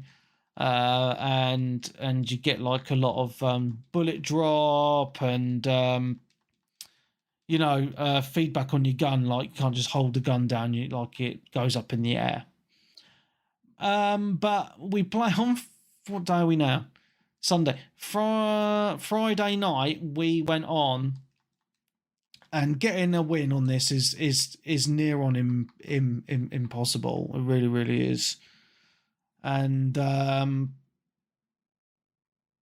we got in that evening 3 winner chicken dinners, which I thought was insane. Like I've only ever got 1 win on this game, and I've been playing it for like 4 years, and then in one night we get 3 wins, and I was like, oh my God, I couldn't actually believe it. It was just absolutely insane that we got 3 wins. So that was a really good night. And I got some Steam achievements for getting quite a lot of kills in one game. So I was really happy with that. Yes, I'm having a lot of fun with it. So, because sometimes it's you go on and you struggle to find people to game with sometimes. Like, sometimes I'll get on and I'll get like, oh, why is no one playing anything? Blah, blah, blah. But yeah, it's just nice. There's a little group of us who are just having a little bit of PUBG time, which is good. So, and the fact we're working as a team is giving us a bit of a, it's helping us win, I think, because there's four of us on. We're all okay at the game, and yeah, we got all those wins. I mean, we played last night and we didn't get any wins, but on Friday night it was just immense. But they've really improved PUBG since it's come out now, so it just feels like it runs a lot smoother. It looks nicer, but they've added loads of new maps on it as well. And there's a brand new map on there, forgetting the name of it, but it's very green like the original map, but it's got a lot of like quite dense areas. So there's like a city in there. And the city, they've actually had a collaboration with Assassin's Creed. So they've got the building. Is it the Abstergo building in it? And you can go and walk around it and stuff, which is quite cool. But then there's also a lot of countryside and stuff like that. So yeah, but the only weird thing about it is because it's now gone free to play, and it does feel like it's gone a little bit fort shy in the way that you can buy a lot of stuff on the store in the game now. So you can obviously buy skins, which is just, like your gun skins, but you also buy like outfits for your characters, lots of different outfits, but you can also buy dance moves for your characters. So, and then like if you have a dance and you're dancing, like your team can join your dance. It's just like so Fortnite. And I'm just like, oh, this is where they're trying to make the money. Oh, for fuck's sake, you know what I mean? But if you look past that, it's still a great game. And it was just a shame, I think, that it just didn't translate very well to the console, because I was really excited when it came to Xbox, and I thought, oh yeah, it's going to be really good on Xbox, but it just doesn't translate to a controller at all.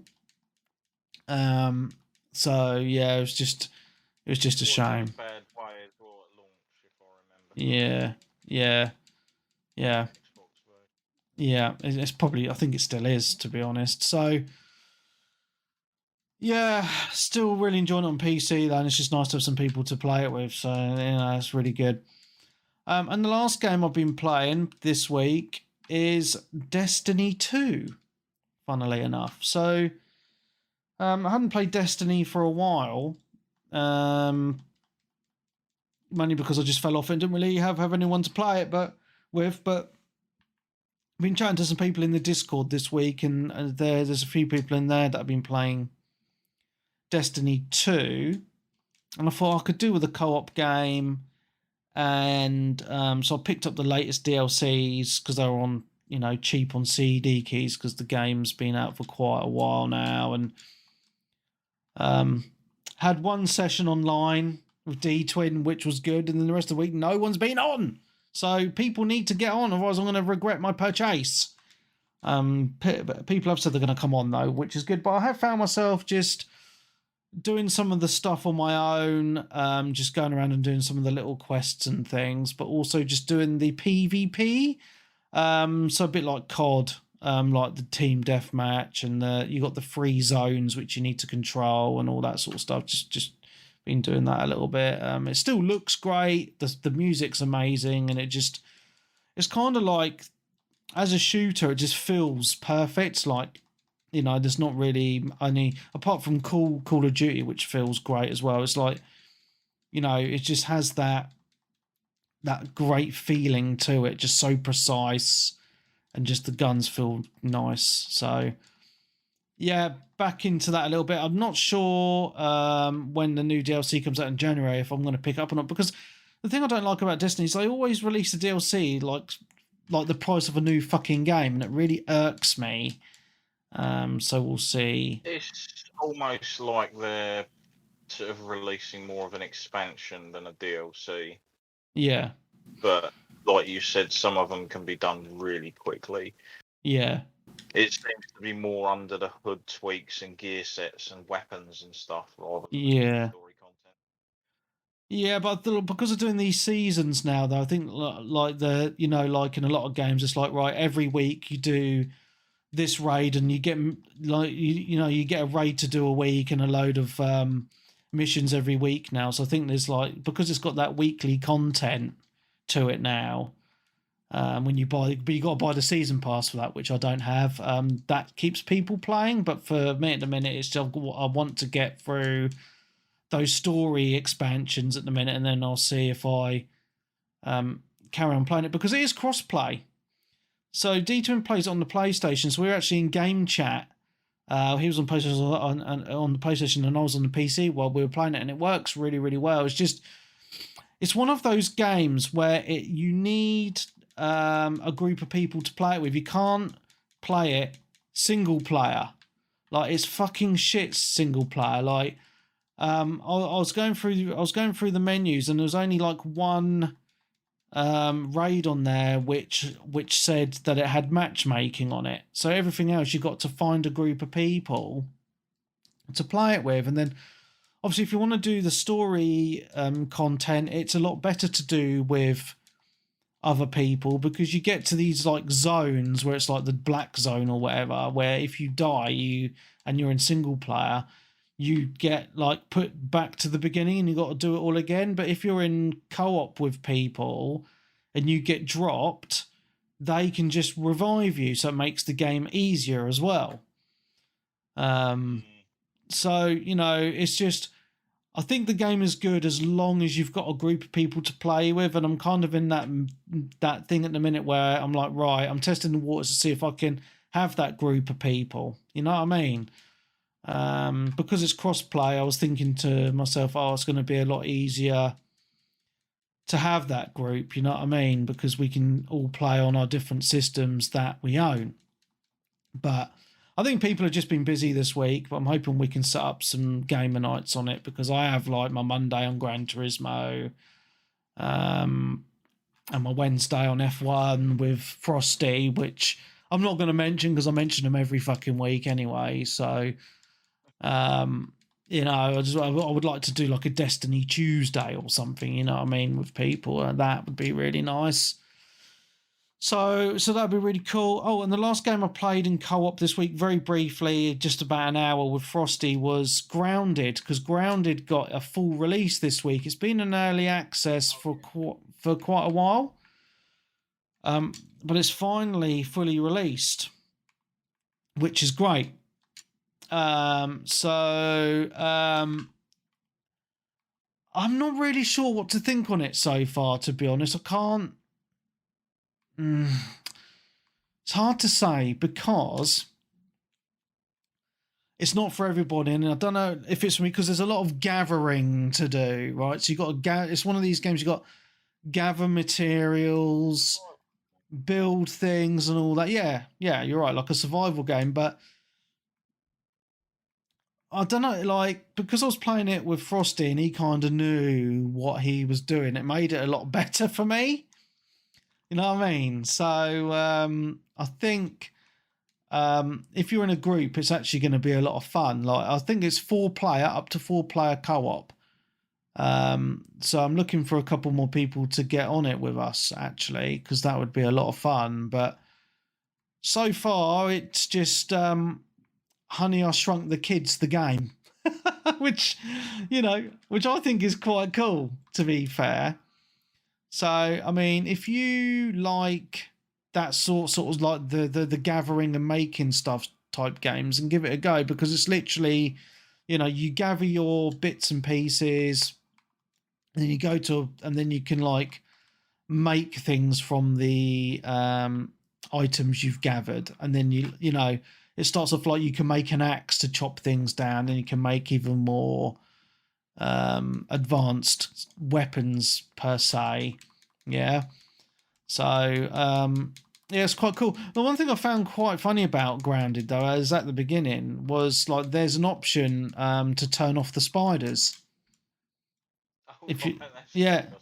Yes, if you've got arachnophobia, it says something about arachnophobia, and it says, "Oh, this is the option you can turn off spiders if you've got arachnophobia." And I was like, "Oh, that's pretty interesting that they've even thought about that." You know what I mean? But yeah, the spiders are freaking. They're hard as. But it's yeah, but it's one of those like you need like, but it's one of those games you got to manage. Like your hunger and your thirst as well, so it's all that sort of stuff. So it's not just build and stuff. So you got to like manage your hunger and your thirst. You need to build shelter to rest because you get tired. So it's proper survival version of Honey, I Shrunk the Kids. But yeah, I don't think it's one of those games I'd want to play on my own. But definitely playing it with Frosty made it a lot of fun, because we were chatting about what we were going to do and all that sort of stuff. And yeah. But I was like, because we was talking in our group chat, our WhatsApp chat, and I don't think it's a Peebs game. I don't think Peebs would enjoy it. Yeah. I don't think he likes those type of survival games, to be honest. But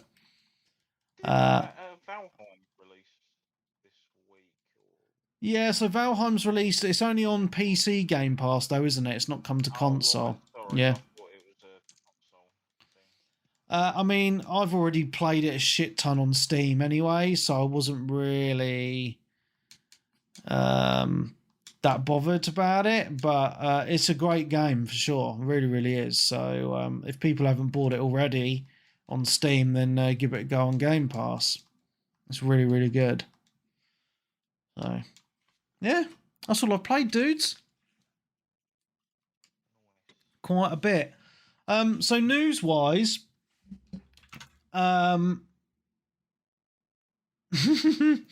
just laughing because one like the first bit I was going to talk about is something that I'd said, and I'm not the only one, but myself and quite a few people said would happen when this was announced. So Stadia, Google Stadia, remember that? It's shutting down on the 8th of January. Surprise, surprise. And I remember when this was first announced, and we all remember On Live, don't we? Well, I don't, but you do, and Peeps did, and yeah, a few others. Dan, I remember, said he queued up for hours. Yeah. We all said, I mean, I said, look, don't get it because it's going to get shut down within a couple of years or whatever. And it's actually lasted longer than I thought it would. It did hang in there for a while. Yeah. With it being Google, it's not like they haven't got the money to keep it going. No, but yeah. So it's shutting. Excuse me. It's shutting down on the 8th of January. But get this: every customer is going to get full refunds on every game they've purchased and the hardware. Yeah. When I saw that, I did think like the hardware. Yeah, maybe that's quite surprising. But the games, yeah, the right thing to do, really, because you're taking away things that people have paid for. Yeah. There is a question actually, because the recent update for Cyberpunk actually allowed cross-save progression between platforms. Ah. But I don't think Stadia is compatible with it. And Oh, obviously no. there's people that want to know, like, are they going to lose their entire game save Oh, and fucking everything hell. they've done? Or will they be able to sort of implement something where they can actually transfer that across Yeah. so they can continue on another platform? Yeah, I mean, I said, I've always said about Stadia, I don't think game streaming is still mature enough. I don't know if game streaming will ever be mature enough. I know lots of people play xCloud and they go, oh, yeah, it's really good, blah, blah, blah. But I'm like, no, it's not. I know it's the input lag and all that. But the pricing model of Stadia was all wrong. Like, you had to pay a monthly fee to stream the games in 4K, like 20 quid a month or whatever. But then, like, Wow. every game you had to buy at full price, Whereas you look at Xbox Game Pass Ultimate, it has xCloud included with all the Game Pass games, and that's what, like, 14 quid a month or whatever. And you get all those games. You know what I mean? So I think they priced themselves out of the market, to be honest. Plus, obviously, there's no other option. Yeah. Whereas with Game Pass, you can play all that stuff on your home system, etc. Yeah, But that is the only way to do it is through the streaming. And regardless of your internet, you can just have days where your internet's shit. Yeah. It's just not up to par. Yeah. And it'd make you suffer. And also, but what also is really bad about this is they didn't tell any of the game devs before this announcement either, which is really naughty. Yeah.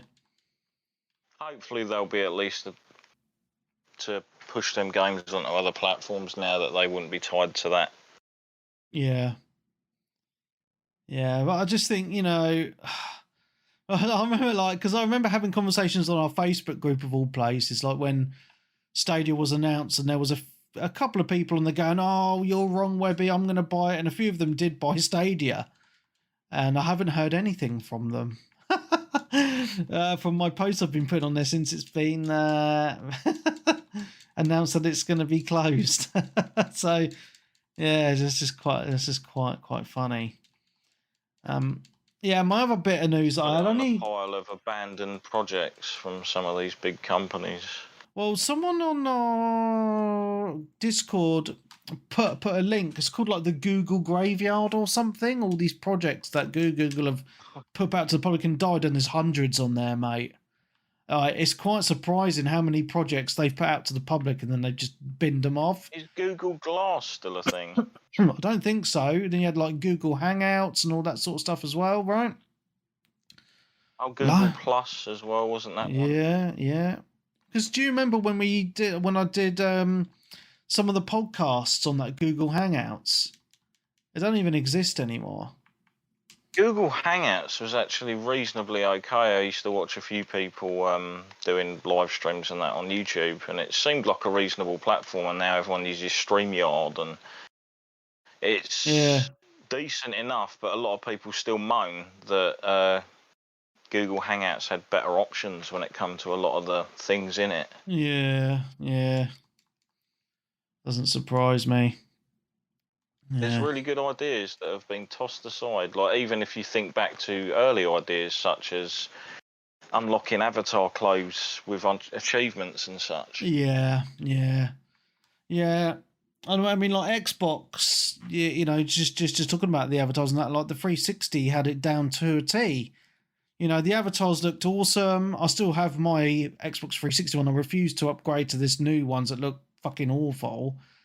And they you could kind of look very similar, don't they? In my opinion, but yeah, like the older cartoony ones were really good. I thought.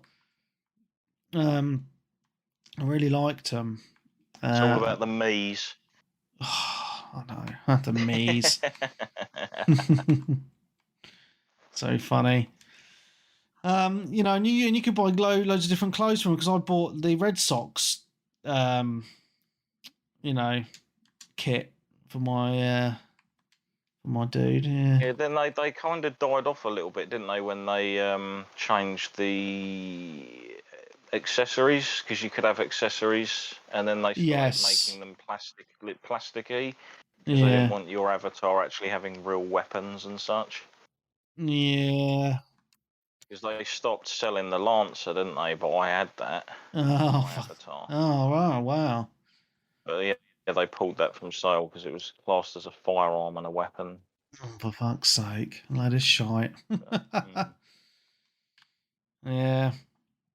So, yeah, I mean, the only other bit of news I had was about Cyberpunk being super popular again, but we've already talked about that. So, that was literally all the news I had. I did read up this week about people getting annoyed with Overwatch 2. Oh, when's that out? Because this week it's out on Tuesday, I think. I saw an advert for that today on Sky Sports. Funnily enough, yeah, and the graphics look really shit. So I don't know what version they were showing. Well, everyone's always said. Well, not everyone, but people I see on the internet have sort of said it's like a 1.5. Yeah. It's like a soft relaunch, but yeah, they're turning the servers off for the original game. Oh, fucking hell. So didn't know that. That game's going to die. Everything you've got in it and stuff gone, I guess. Yeah. Games are throwaway these days. Yeah. Move on to the new shiny. So yeah, you've apparently got to unlock a load of characters again. Wow. Also, if you're using the voice chat in the game, you need to give Blizzard your home phone number. What? And they are going to record all the voice chats in the game. That is absolute bullshit. In-game voice chats. Yeah. To stop any sort of horrible behaviour in the chat. That is fucking bollocks, though, isn't it? Yeah. I can't believe they're doing that. Yeah, people weren't happy. What the fuck is that? Like, well, mate, I would just use party chat then, you know what I mean? Or Discord or something, if I was going to play it. I mean, the game's still going to do really well, because the original Overwatch is still a popular game thanks to the Rule 34 pong that exists around a lot of those characters. I mean, Colin was really into it for a while, wasn't he? I think that was due to the fact that Overwatch porn. Yeah, he's just woke up. But yeah, he used to play it with his kids a lot, didn't he? So again, it's the social aspect. Yeah, he's enjoying playing games with people, and generally when Colin does play games, he plays with other people, doesn't he, on things like Warzone, etc. Yeah, that's right. Yeah. But yeah, with the free-to-play aspect, it's everyone's going to be able to jump in for free and test it or try it or whatnot. Yeah. But then they'll just go into the full monetization of selling skins for the characters, etc. Yeah, I know. Well, is it coming to mobile as well? Because when I looked at the advert, it looked like fucking a mobile game graphics. That's what it looked like to me. No, it's like people saying, "Oh, it looks like a PS2 game or a PS3 game." I'm not. No, it fucking doesn't. There's so many people that have said that about things, and let's be real, some mobile phone games nowadays look pretty damn good. Yeah, I know. Yeah, they can do really nice stuff. It's just on a really small screen, and you've got to wipe your fingers all over it. Yeah, I know what you mean. With precision control. Yeah. It's bad enough trying to fucking text people with the spacebar working properly on a phone these days than it is trying to play a game. Yeah. Puzzle games and that are fine on phones. They've always worked really well. Yeah. Cool to the beans. Yeah. Any other news, or shall I just get to the one question we've had? Sure, there was news, because there was something I mentioned a couple of weeks back, wasn't there, after we'd finished recording? I don't have anything. Some game. Oh, wasn't it the Babylon's Fall? Did I mention that before? Oh Like, yes, no, it was in the oldish outtakes, news. wasn't it? Yeah. Yeah, oldish news, but yeah, Babylon's Fall, the Platinum Games tied with Square live service title, that's been shut down. I think that's in January as well, isn't it? Yeah, I think it is actually. Maybe they're Yeah, jumping into the same fire pit with Stadia. They're going to hold hands. yeah. Hey. But yeah, the servers are going to be turned off for that. So again, that's a completely dead game, completely gone, never to be playable on anything again. All the music and everything that people worked on gone, Yeah, etc. So, well, the you can buy the soundtracks and things, but I still think that's annoying for people yeah. that have put work. And I did like the music in it. It was just certain parts of the game I didn't like, and one of the things I didn't like was the live service aspect of the game, Yeah. because I knew this kind of shit would happen. Where Yeah. it's like, oh, so what happens when people stop playing it? You just turn it off and it's gone forever. Yeah, good, fantastic. Oh, speaking of games that are kind of looking slightly doomed, Skull and Bones has had its release date pushed again. Yeah, it's because it looks fucking shit. Yeah. I don't think it's going to do It, very well. Yeah, well, this is a combination of things. Apparently, this is the fifth time the game's been pushed back. Oh, really? Yeah. Wow. When they showed it off, it kind of looked reasonable enough, but it's going to have things in there like torpedoes and stuff, and it's like, no, it's supposed to be pirates, man. Come on. What the fuck? You can't get off your ships unless it's to wander around like a hub area. Yeah. And yeah, I think everyone was kind of tepid, and then they were obviously the pre-order numbers might not have been fantastic or great, but I've seen it advertised and pushed a fair bit. And Yeah. then Ubisoft announced like, oh yeah, we're making all our games 70 quid as well to try and make a Yeah. bit more money. And the Yeah. first title we're doing that with is Skull and Bones, and I thought, fucking good one, mate. Like, why not just kick something while it's down? Like, Oh, it's you're fucking really not going to be awful. pulling people in. And again, the game is technically a live service because you need to connect to servers to play it, even if you're playing on your own. Yeah. So again, when it's all turned off, game is gone forever. Yep. I kind of begrudge putting time into things like that. I mean, MMOs are the same thing, but everyone knows an MMO has got a timed lifespan on it, and Yeah. the big ones, the ones that actually do make it, last for years. Yeah, that's right. Like Yeah. how long's Warcraft been going? Oh, I know. Like Final Fantasy 14 is coming up on like 10 years. Well, there's rumours at the minute I've seen this week about Warcraft that it's getting controller support. So they're saying that it's going to be coming to Xbox. I Yeah. mean, it Yeah. would make sense because they've just, well, they did I think they had a fair bit of success, didn't they, with the Warcraft Classic? Yeah. And recently they just launched, was it Wrath of the Lich King or Return of the Lich King or whatever it is, Classic as well. Yeah. Something like, yeah. So resetting people back to the early days in that sense is going to be easy enough.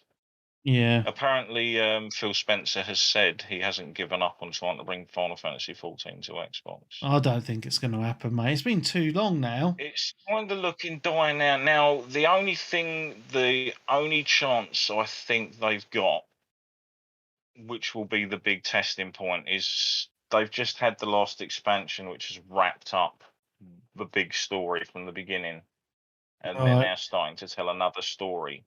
Yeah. So if the next expansion, if that hits with Xbox, because also with the next expansion, we're getting a visual upgrade to the game. Oh, yeah, that's right, yeah. Yeah. That's good, yeah. You still there, mate? But again, it is one of those games. Yeah, I'm still here. Yeah. It is one of those games that just looks great anyway, in my opinion, for what it's going for. Yeah, it does look good. It's colourful, smooth. I think it's mainly going to be something to fix up some of the textures. Like if you zoom in on your character's clothing, Yeah. the textures get a little bit pixely. Whereas you'll Yeah. get other MMOs. I'll take for an example, Black Desert Online, where you'll zoom into a character's outfit and it gets even more detailed. Yeah. Some of them with like beautiful like carving designs and stuff on like breastplates and that, like really well designed armor. Yeah. Something I've always appreciated about sort of games like that. Yeah. That's good, But mate. it's not so much a big thing for Final Fantasy, because if you're in any of the actual dungeons and stuff and you're not fully zoomed out from your character, you're going to get destroyed pretty quickly by it. Yeah. Yeah. Because you can't see. Yeah. Very much. You want Yeah. as much visual awareness as possible. Yeah. Awesome. Right. So get to the one question, then we can Yes. chill out. Well, we're chilled anyway, but you know what I mean. What's my tag asks, if you had to choose, which world would you prefer to be an NPC in? A GTA 5 online lobby or Skyrim? GTA is filled with screaming 12-year-olds shooting everything, but has strip clubs and nice beaches and mountains to hang out at. Skyrim would be peaceful in the towns, but there's always a chance a randomer comes in and puts a big pot over your head and steals all your shit. What do you reckon? I'd probably rather have the pot on my head than random being run over, shot at. Um, Yeah, I know what you mean. that would go on in a GTA if you're an NPC. I wouldn't leave my house if I was an NPC in most games, to be honest. Yeah, makes sense. What about you, Nick? Oh, Skyrim all day long. Why would you want to be in a GTA game? You're going to get shot in the face, aren't you? Yeah, yeah. I mean, obviously, Imagine like spawning as an NPC in the game and being like, "Oh, this isn't too bad," and you're like, "Oh, I'm starting my job today as the casino valet." Oh, because that's the most killed NPC in the entire game. Oh, is it? Yeah, the valet Uh, outside the casino, or everyone nah, seems to just kill him randomly when they go in there for a that's laugh. funny. what about Oh you, dear. Webby? Definitely Skyrim, because GTA Online. I don't want to be around screaming 12-year-olds. That's the worst thing in the world. I'd rather just have a random dragon come and kill me every now and again. That's more than fine. Yeah. Plus, if you're in Skyrim, I'd have to go find Lydia. Basically, that's it. Yeah. You get to listen to the chilled soundtrack. Yeah. She's sworn to carry my burdens. That's it. I always left most of all my companions in Skyrim. I just leave in my abodes. Mm. It's like, I'm come with you, and no, I'm not babysitting someone. I don't want you to die. You're just gonna stay here and guard my shit. So I leave I'll him. tell you what, that is one of the probably a bug or something, but like playing Skyrim, and Lydia just disappeared, and I was just like for hours. She didn't just disappear for a few minutes. So like even if I reloaded the save, she was gone. And I was just I was like, oh no, I've killed Lydia. I don't know where her body is. Oh no. And then all of a sudden she just turned up like 10, 15 hours later. And I was like, you're alive. I was like, you shouldn't really get excited about that, but I was dead. I was like, oh, you're not dead. Probably stuck up a mountain, just walking against a brick wall for like 15 hours. Oh, yeah, there was. Speaking of Skyrim, I did hear there's been a couple of updates for it recently. Really? Yes. I noticed there was like 2 or 3 within the last couple of weeks when I was sort of obviously checking through my updates. Apparently, what it was is there was a bug with one of the updates which caused a load of the mods and the creation station stuff not to work or something. Oh. So it was basically fixing that. All right. Interesting. Hmm. That still seems to be going strong. I mean, I haven't looked at any of the creation station stuff. Yeah. Even from like the original Skyrim re-release, like about 4 years ago now, or 5 years ago, for the One X and the Pro, as it were. Yeah, I think yeah. it was one of the first native 4K games for the Pro that came out, and then they added that creation stuff to it. But then it was like, if you use any mods, it disables your achievements and trophies. I was like, Yeah. pointless annoyance. Like, I get why it's there, but I think once you've turned them on, you'll have to use a separate save file. Like, you can't just turn the mods off and carry on with that save file. It disables it all Yeah. from that save point for that playthrough. In the old GTA games on PS2, if you put the cheats on, it'd like tell you every time. Like, even if you put them on once and turned them off, it'd always be on your save file that you've used cheats. He'd call you a cheater or something, wouldn't he? Yeah. I Yeah, remember well, that. something like that, but you just Yeah. couldn't get 100% or something because you've cheated. I used to use like a few cheats on San Andreas, you know, the ones where you could like spawn in a tank and Yeah, that's what I was going to say. I was like, yeah. oh, this mission's too hard. Oh, there's a tank. Yeah, I do. I always got stuck for ages actually thinking about it on one of the missions in San Andreas. We had to learn to fly a plane or something. Oh yeah, I remember that I mission. remember that being incredibly frustrating. Yeah. Yeah. Got I through did it in the end, but I saw an article today, right, about Grand Theft Auto, and it was saying, oh, they need to make a Grand Theft Auto in London, and I was like, they did. It's already made one. They've already made one in London. I had it on the PlayStation 1. So I was just like thinking to myself, do people like that fucking, do they not remember it, or are they just really young and never played it? Maybe not. They might be too young to remember Yeah. it, or Because thinking of like some people don't really even remember the top-down GTAs. oh, that was so good. GTA London. I remember it's kind of. I think it might have been like an expansion disc or something. Can't quite remember. I definitely brought up the originals. Do you remember the? We probably all saw it. The Queen's funeral. Yeah. The point where it was like flipped to a top-down view, and it Yeah. showed obviously the coffin bearers are walking off in a line. Yeah. Someone had taken that picture and went, "Oh, it's Garunga from For fuck's sake. GTA." He used to run all the Harry Krishnas over. Ugh. Oh dear.